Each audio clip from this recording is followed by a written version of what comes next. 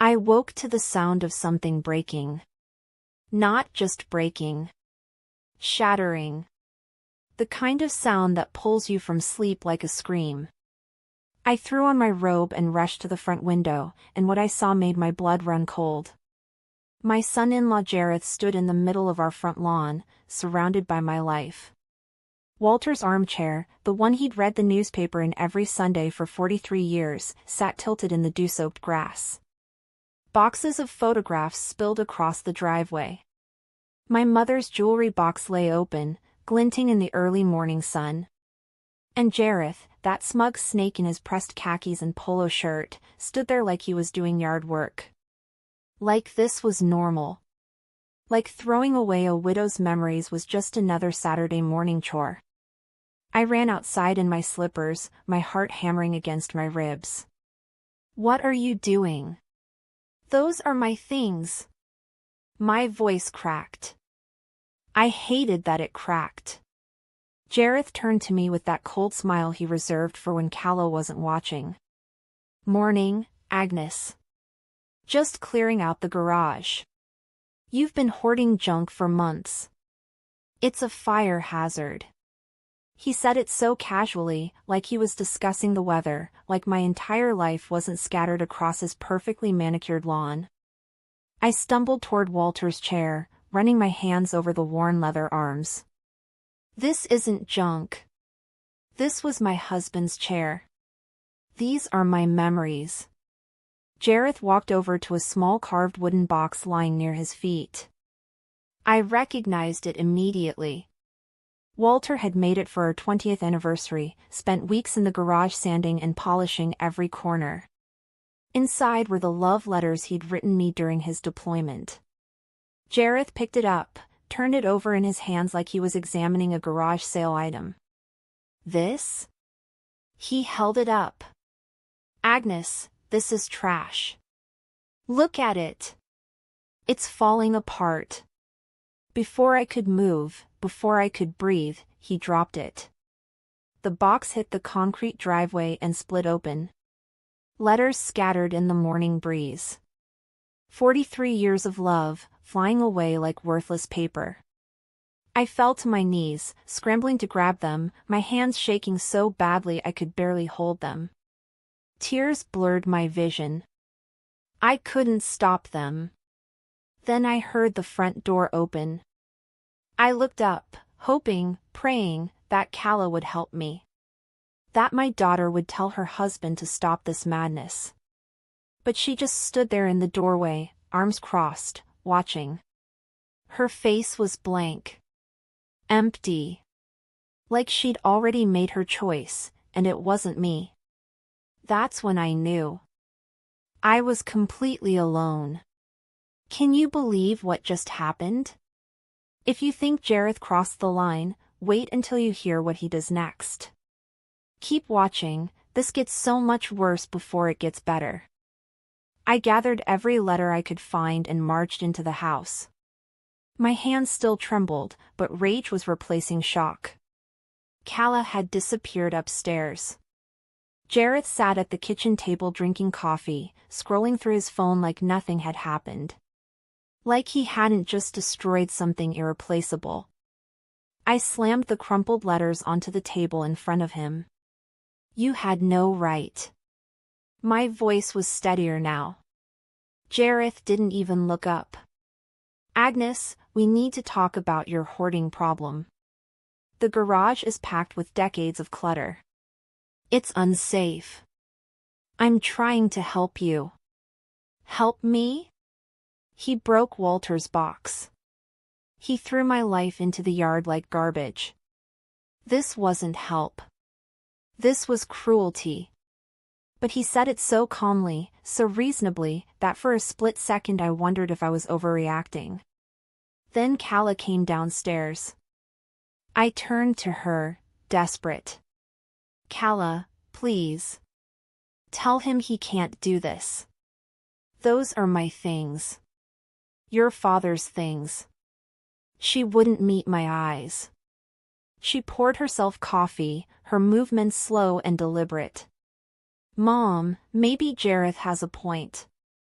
You do keep a lot of stuff. And we need the garage space. We're trying to organize the house.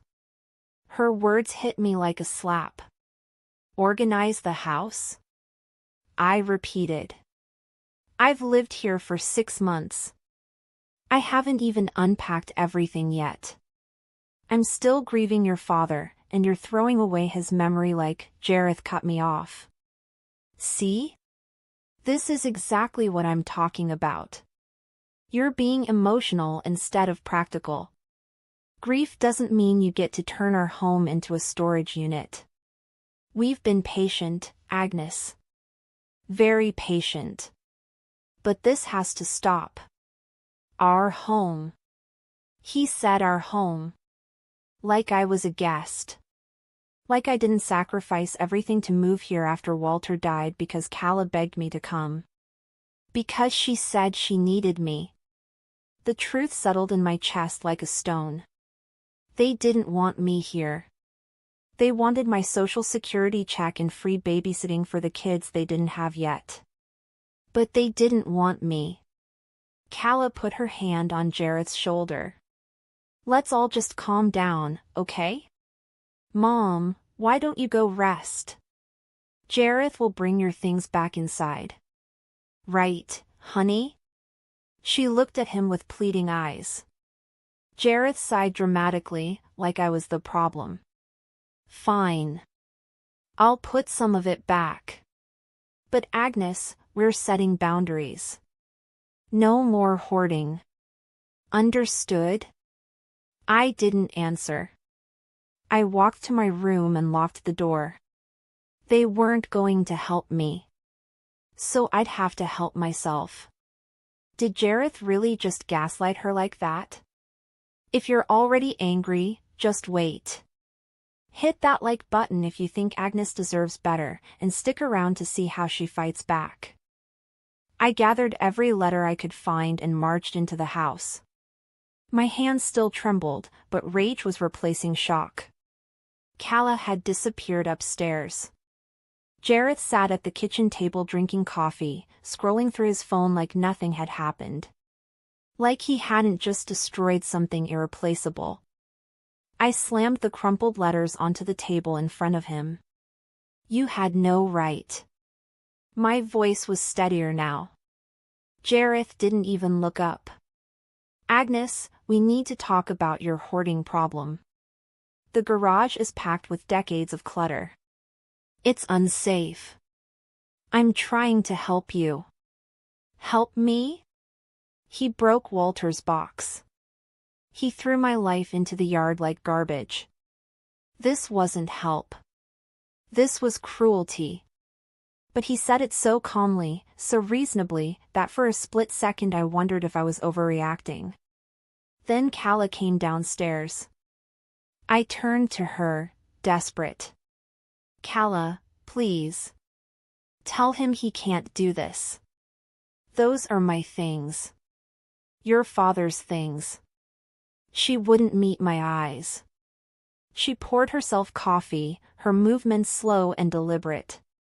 Mom, maybe Jareth has a point. You do keep a lot of stuff. And we need the garage space. We're trying to organize the house. Her words hit me like a slap. Organize the house? I repeated. I've lived here for 6 months. I haven't even unpacked everything yet. I'm still grieving your father, and you're throwing away his memory like Jareth cut me off.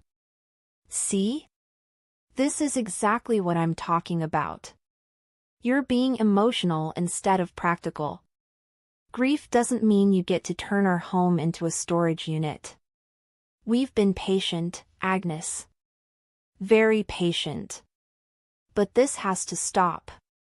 Our home. He said our home. Like I was a guest. Like I didn't sacrifice everything to move here after Walter died because Calla begged me to come. Because she said she needed me. The truth settled in my chest like a stone. They didn't want me here. They wanted my social security check and free babysitting for the kids they didn't have yet. But they didn't want me. Calla put her hand on Jareth's shoulder. Let's all just calm down, okay? Mom, why don't you go rest? Jareth will bring your things back inside. Right, honey? She looked at him with pleading eyes. Jareth sighed dramatically, like I was the problem. Fine. I'll put some of it back. But Agnes, we're setting boundaries. No more hoarding. Understood? I didn't answer. I walked to my room and locked the door. They weren't going to help me. So I'd have to help myself. Did Jareth really just gaslight her like that? If you're already angry, just wait. Hit that like button if you think Agnes deserves better, and stick around to see how she fights back. 3 weeks after the lawn incident, Jareth came to me with a concerned expression. It would have been convincing if I didn't know better. Agnes, I wanted to talk to you about something important. Calla and I have been struggling financially. The mortgage is higher than we expected, and with my business expenses. He trailed off, looking down at his hands like he was embarrassed. I should have walked away right then. I noticed you still have some of Walter's furniture in storage. That beautiful writing desk, for instance. It's just sitting in the garage collecting dust. He leaned forward. I have a friend who deals in antiques. He could probably get you a good price for it. You could help us with the mortgage, and honestly, wouldn't Walter want his things to be useful rather than rotting in storage? The manipulation was so transparent it was almost insulting. But I was tired. Tired of fighting. Tired of being the difficult one. And maybe a small part of me hoped that if I helped them, they'd treat me better. So I said yes. Jareth promised he'd handle everything. He'd get the desk appraised, sell it to his friend, and split the money fairly. 70% for me, 30% for them. It seemed reasonable. Walter's desk was worth at least $4,000. Maybe more. 2 weeks later, Jareth handed me an envelope with $600 in cash. Here you go. That's your 70%. My buddy said the desk needed a lot of restoration work, so he could only offer $850 for it. But hey, it's better than nothing, right? He smiled that practiced smile. $850. For a solid mahogany writing desk with original brass hardware from 1893. I wasn't stupid. And I wasn't deaf. The next morning, I did something I'd never done before. I went through Jareth's home office while he was at work. I told myself I was looking for proof, not snooping. In his bottom desk drawer, underneath folders of meaningless paperwork, I found a receipt from Morrison's Antiques. $5,200. Paid in full for one Victorian mahogany writing desk. He'd sold Walter's desk for over $5,000 and given me $600. He'd stolen $4,600 from a grieving widow. I photographed the receipt with my phone. My hands shook so badly it took 3 tries to get a clear picture. But I got it. I had proof. Jareth wasn't just controlling. He wasn't just cruel. He was a thief. And suddenly everything made sense. The blocked apartment applications. The constant criticism. The isolation. He needed me here, dependent and desperate, so he could bleed me dry. Well, he'd made a mistake. Because now I knew exactly who I was dealing with. He stole from her. Comment justice if you think Jareth needs to pay for this. This story is about to take a turn you won't believe. Keep watching. I waited until Jareth left for a business meeting before I confronted Calla. She was in the kitchen making lunch, humming to herself like everything was fine. Like her mother wasn't being systematically robbed under her own roof. I put my phone on the counter in front of her, the receipt photo on the screen. She glanced at it, then froze. The humming stopped. "Mom, where did you get that?" Her voice was barely a whisper. "From Jarrett's office. He sold your father's desk for $5,000 and gave me $600.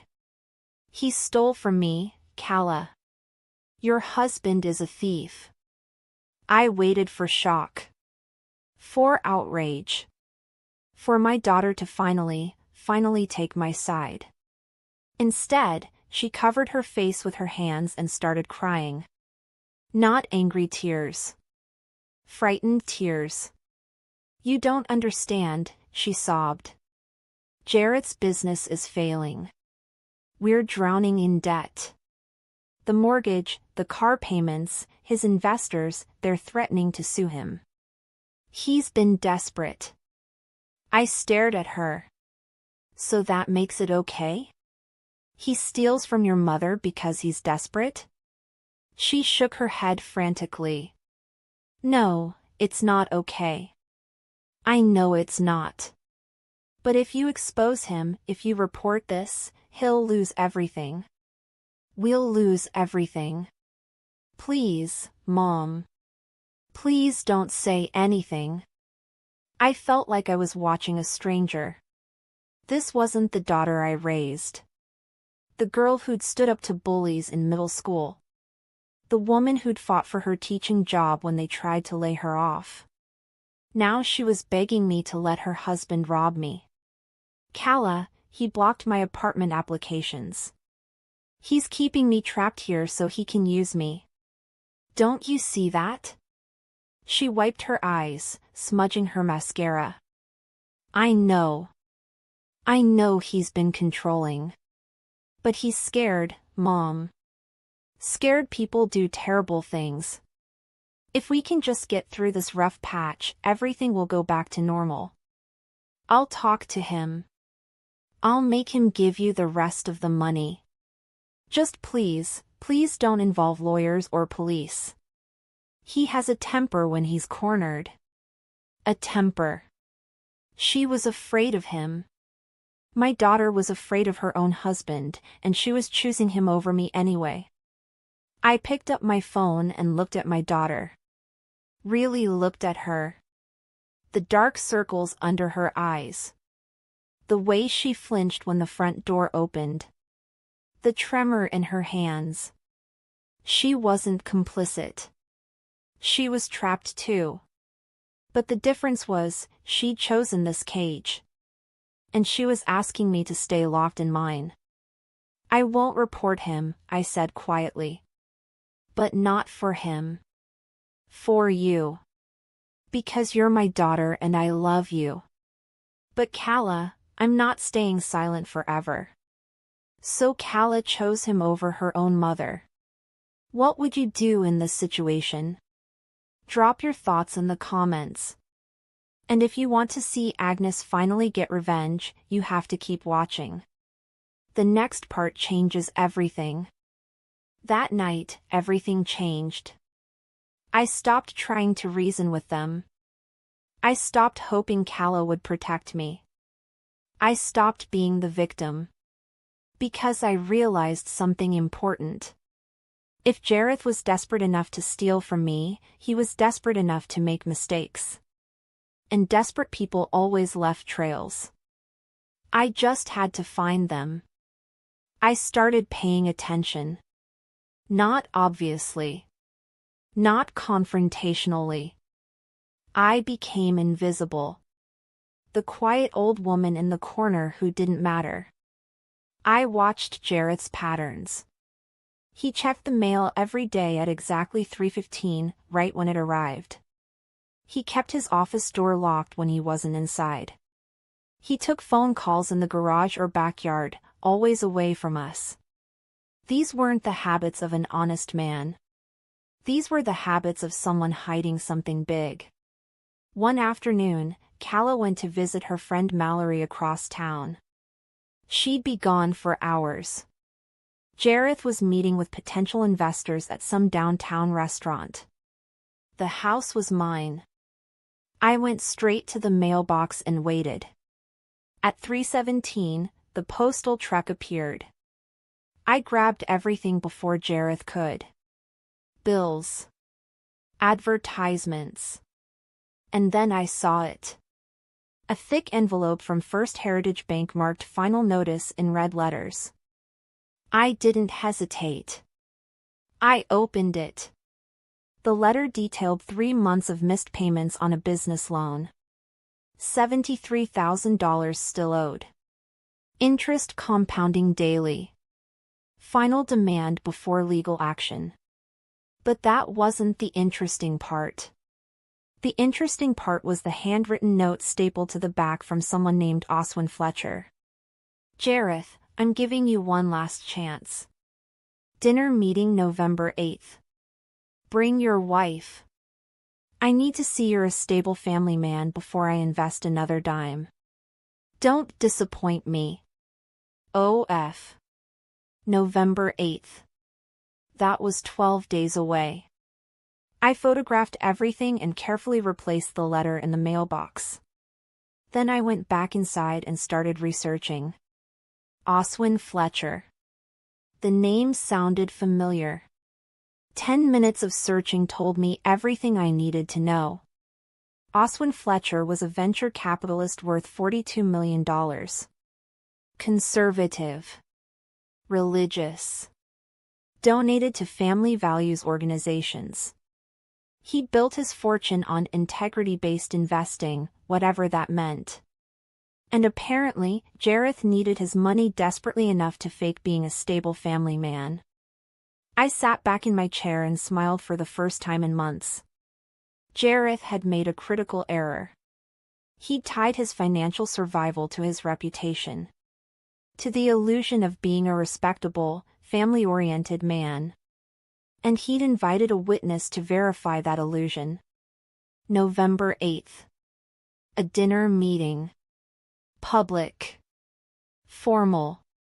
The perfect stage. I didn't need lawyers or police reports. I didn't need Calla's permission. I just needed the truth at the right moment. For the next 12 days, I was the perfect house guest. Quiet. Helpful. Agreeable. I offered to help prepare for the important dinner. Jareth looked surprised but pleased. That would be great, Agnes. It's crucial that Oswin sees us as a solid, traditional family. First impressions matter in business. Oh, I understood perfectly. First impressions did matter. And Oswin Fletcher was about to get a very memorable one. Now this is how you play the long game. If you're rooting for Agnes, smash that like button. And whatever you do, don't skip ahead, the dinner party scene is absolutely wild. Jareth announced the dinner party with all the anxiety of a man walking a tightrope. He gathered Calla and me in the living room with handwritten notes and a rehearsed smile. Oswin Fletcher is coming here November 8th at 7 o'clock. This is the most important evening of my career. He's considering a $200,000 investment in my consulting firm. Everything needs to be perfect. He looked directly at me. Everything. Calla immediately went into preparation mode. New tablecloth. Good china. Menu planning. She was desperate to help Jareth succeed, still clinging to the fantasy that money would fix their crumbling marriage. I played along beautifully. I'd love to help cook, I offered. Maybe I could make my famous pot roast? Walter always said it impressed dinner guests. Jareth actually smiled at me. A real smile. He thought I'd finally accepted my place. That would be wonderful, Agnes. And maybe you could share some stories about your marriage? Oswin loves hearing about long-term commitment and family values. It would really reinforce the image we're presenting. The image we're presenting. He said it right out loud. Like I was a prop in his stage production. Like my 43-year marriage was just a convenient talking point. I smiled back sweetly. Of course, dear. I'd be happy to share stories about real family values. Over the next week, I watched Jareth transform into someone I barely recognized. He painted the dining room. He bought fresh flowers daily. He even stopped making snide comments about my clutter. He needed me compliant and presentable for Oswin Fletcher's visit. Every night, he rehearsed talking points with Calla. Revenue projections. Market analysis. 5-year growth plans. He'd memorized it all. But he'd forgotten something crucial. You can't fake integrity. You can only expose its absence. While Jareth obsessed over his performance, I made my own preparations. I contacted Morrison's Antiques, the shop that had bought Walter's desk. I explained the situation to the owner, Mr. Morrison, a kind man in his 70s who remembered the desk vividly. Beautiful piece, he said. I felt terrible when the young man said it was a quick estate sale. If I'd known there was family attached. I asked him for a favor. A big one. He agreed immediately. I also retrieved every document I'd photographed over the past weeks. The bank notices. The receipt. The threatening letters from creditors. I organized them in a simple folder. No dramatics. Just truth on paper, waiting for the right moment. November 8th was coming. And Jareth had no idea he'd invited his own reckoning to dinner. Agnes is about to serve Jareth more than just pot roast. If you think you know what's coming, trust me, you don't. Comment checkmate if you can't wait to see this plan unfold. The next chapter is the moment we've all been waiting for. The morning of November 8th, I woke up different. Not scared. Not angry. Just clear. Focused. I knew exactly what I needed to do. Jareth was in the kitchen by 6 a.m., cleaning counters that were already spotless. His anxiety filled the house like smoke. Calla moved around him carefully, speaking in soft voices, trying to keep him calm. Neither of them noticed me watching from the hallway. What if he asks about the bankruptcy filing? Calla whispered. My ears perked up. Bankruptcy? Jareth had filed for bankruptcy? He won't find out, Jareth hissed back. That was sealed. And it was 2 years ago. Ancient history. As long as tonight goes smoothly, the investment covers everything. We'll be legitimate again. Legitimate again. So his entire business was built on lies. Previous investors had already been burned. And now he was hunting for the next victim. I spent the afternoon cooking. The pot roast. Garlic mashed potatoes. Roasted vegetables. Apple pie from Walter's mother's recipe. The house smelled like a home, like a family that cared about each other. The irony wasn't lost on me. At 6:30, I dressed carefully. A simple navy dress. Pearl earrings Walter had given me for our 30th anniversary. I looked respectable. Grandmotherly. Harmless. Exactly what Oswin Fletcher would expect to see. The doorbell rang at 7 o'clock sharp. Jareth opened it with his best professional smile. Oswin Fletcher was exactly what I'd imagined. 65 years old. Expensive suit. Gray hair perfectly styled. But his eyes were sharp. Intelligent. This was a man who'd built a fortune by reading people. He shook Jareth's hand, then Calla's, then turned to me. You must be Agnes. Jareth's told me so much about you. All good things, I hope, I said warmly. We moved to the dining room. The table looked beautiful. Calla had outdone herself with the presentation. As we sat down, Oswin asked polite questions. How long had I lived here? What did I think of the neighborhood? Was I enjoying retirement? I answered everything perfectly. The sweet, grateful mother-in-law. Jareth visibly relaxed.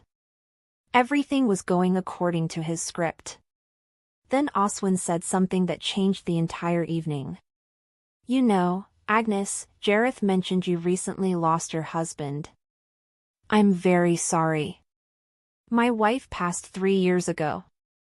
The grief never really leaves, does it? His eyes held genuine compassion. Real pain. And I realized something important. Oswin Fletcher wasn't just a businessman evaluating an investment. He was a widower who understood loss. Who valued real connection over fake presentations. And I knew, in that moment, that the truth wouldn't just destroy Jareth's deal. It would resonate with the one person in this room who could actually understand what had been done to me. The trap is set. The guest has arrived. If you're on the edge of your seat right now, hit that subscribe button because the explosion is coming in the next chapter. You do not want to miss this. Dinner progressed smoothly. Too smoothly. Jareth was performing beautifully, discussing market trends and growth strategies with rehearsed confidence. Calla played the supportive wife, refilling glasses and nodding at appropriate moments. They'd almost convinced themselves this was real. But I saw Oswin watching. Really watching. The way he observed Jareth's hand gestures. The slight pause when Jareth mentioned previous successful ventures. This man hadn't built a fortune by believing everything he heard. This pot roast is magnificent, Agnes, Oswin said during a lull in Jareth's pitch. My late wife Martha used to make something similar. She always said cooking for someone was an act of love. He looked at me with those sharp eyes. You must feel very welcomed here, helping with such an important evening. The question underneath the question was clear. Do you feel loved here, Agnes? I do what I can, I said carefully. Family takes care of each other. Jareth jumped in quickly. Agnes has been wonderful. Truly wonderful. She's teaching us about commitment and loyalty. 43 years of marriage. That's the kind of foundation I want my business to reflect. Long-term. Stable. Built on trust. He smiled at me. The smile of a man who thought he'd already won. The smile of a man who had no idea what was coming. Oswin nodded thoughtfully. Trust is everything. In fact, that's why I'm so careful about my investments. I've been burned before by people who presented well but lacked integrity. He set down his fork. Jareth, before we discuss numbers, I need to understand your character. Not your business plan. Your character. Tell me about a time you faced a difficult ethical choice. The room went silent. Jareth's smile faltered for just a second. Before he could answer, the doorbell rang. Jareth looked confused. I'm not expecting anyone. Calla started to stand, but I put my hand on her arm. I'll get it. You two keep talking. I walked to the front door and opened it. Mr. Morrison from Morrison's Antiques stood there in a neat suit, holding a large wooden object wrapped in blankets. Behind him, he'd parked his truck at the curb. Right on time, I whispered. Thank you for this. I led Mr. Morrison into the dining room. Everyone turned to stare. Jareth's face went white. Mr. Morrison carefully unwrapped the blankets, revealing Walter's writing desk. The beautiful mahogany. The original brass hardware. The craftsmanship of a century ago. Oswin stood up, drawn to it immediately. My God, this is exquisite. Victorian? Mr. Morrison nodded. 1893. One of the finest pieces I've handled in 30 years. Jareth found his voice. Agnes, what is this? What are you doing? I turned to Oswin, ignoring Jareth completely. This was my late husband's desk. He inherited it from his grandfather. It's been in our family for 4 generations. 3 weeks ago, my son-in-law sold it without my knowledge. He told me he got $850 and gave me $600. Mr. Morrison, how much did Jareth actually pay you? Mr. Morrison pulled out a receipt. $5,200. Paid in full. Oswin's expression changed. The warmth disappeared. He looked at Jareth with cold assessment. You stole from your mother-in-law? Jareth stood up so fast his chair fell backward. That's not, she's confused. She agreed to the sale. This is a misunderstanding. I pulled out my folder and handed it to Oswin. Here's the receipt from Jareth's office. Here's the bank notice about his $73,000 defaulted loan. Here's documentation that he's blocked my attempts to find independent housing. And here's his previous bankruptcy filing. Oswin took the folder. He read slowly. Methodically. The silence was suffocating. Calla was crying quietly. Jareth looked like a cornered animal, his eyes darting between me and Oswin and the door. Finally, Oswin set down the papers. He picked up his coat from the back of his chair. Jareth, I've heard enough. You're not just a bad investment. You're exactly the kind of man I've spent my career avoiding. Someone who would steal from a grieving widow and call it business. Oswin, please. Let me explain. Jareth reached for his arm. Oswin pulled away sharply. Don't touch me. And don't call me. We're done. He turned to me and took my hand gently. Agnes, I'm sorry for what you've endured. If you need legal representation or assistance finding housing, here's my card. Call my office Monday. We help women in situations like yours. He nodded to Mr. Morrison. Sir, thank you for your honesty. Oswin Fletcher walked out. The sound of his car starting and driving away was the sweetest sound I'd ever heard. Jareth stood frozen, his entire body shaking. $200,000. Gone. His reputation. Destroyed. His carefully constructed lie. Exposed in front of the one person whose opinion mattered. He turned to me with an expression I'd never seen before. Not anger. Not hatred. Fear. Because he finally understood. I wasn't the helpless victim anymore. I was the one in charge. Yes. That's how you take down a bully. If you're cheering right now, drop a queen in the comments. But wait, we're not done yet. The final chapter shows you what happens next, and trust me, you need. The morning after the dinner, Jareth didn't come out of his office. Calla sat at the kitchen table, staring at nothing. She'd cried all night. I'd heard her through the walls. But I didn't feel guilty. I felt free. Around noon, there was a knock at the door.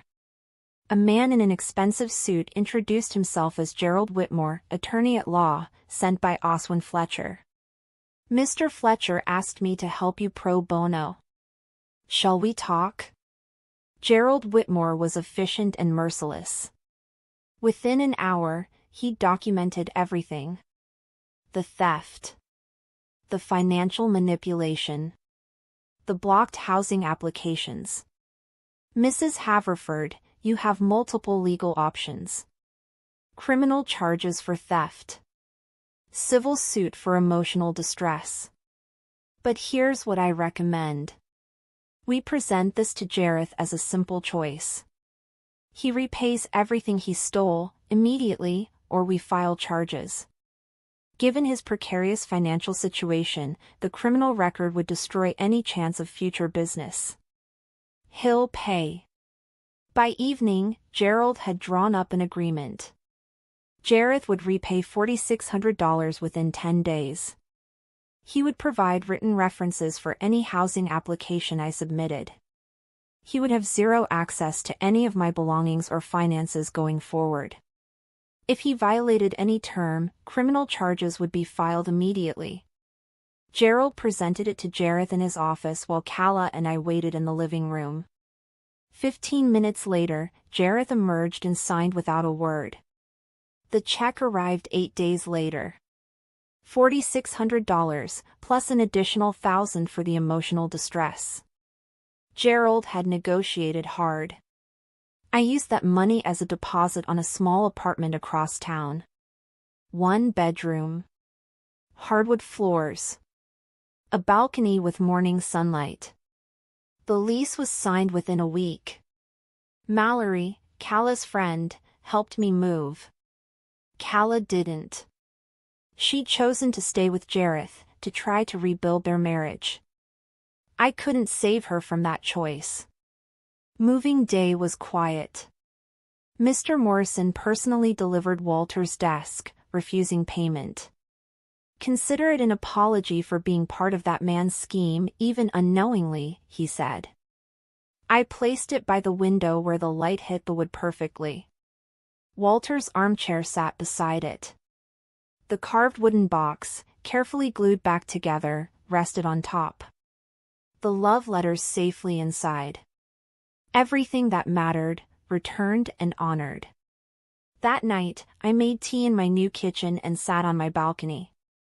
The city lights twinkled below. I thought about the past 6 months. The humiliation. The theft. The gaslighting. The moment I'd knelt in the driveway, crying over scattered letters. That woman felt like a stranger now. She'd been broken by grief and circumstance. But she'd found something underneath the pain. Strength. Strategy. The understanding that being kind didn't mean being weak. My phone rang. It was Calla. Her voice was small. Mom? I just wanted to make sure you got settled okay. We talked for 20 minutes. Careful. Polite. There was love there still, buried under hurt and complicated choices. Maybe someday we'd find our way back to each other. Or maybe we wouldn't. But either way, I was okay. Because I'd learned the most important lesson. No one could take my dignity unless I gave it to them. And I was done giving it away. I hung up and looked around my apartment. My home. My space. My rules. Jareth had tried to bury me in that garage alongside Walter's chair and my mother's jewelry box. He'd tried to make me disappear. Instead, I'd shown him exactly who was in charge. Not through violence or cruelty. But through truth. Through strategy. Through the quiet power of a woman who refused to be erased. And that, I realized, was the sweetest victory of all. If you've ever felt disrespected or taken advantage of by family, drop a comment below. You're not alone. And if this story inspired you, share it with someone who needs to hear it. Sometimes the greatest strength comes from refusing to stay silent. Thanks for watching, and I'll see you in the next one.